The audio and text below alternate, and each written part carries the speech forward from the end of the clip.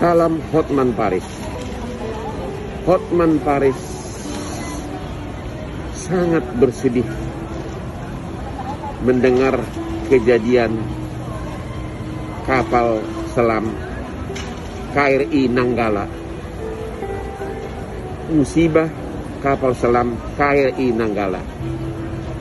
Tapi Hotman lebih bersedih lagi setelah melihat video viral di mana seorang anak kecil, anak laki-laki, boy kecil, berusaha mengunci, melarang bapaknya untuk tidak pergi berlayar ke kapal selam tersebut.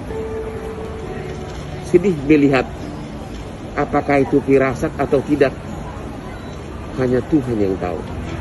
Namun demikian, kalau ada orang yang bisa membantu saya menghubungkan dengan ibu si anak tersebut dan keluarganya, saya, Hotman Paris, bersedia membantu biaya pendidikan sekolah anak tersebut sebagai bukti rasa keprihatinan dan kesetiaan kepada aparat hukum yang aparat negara yang telah mengabdi kepada nusa dan bangsa dengan menjalankan tugasnya dengan resiko yang sangat berat seperti itu.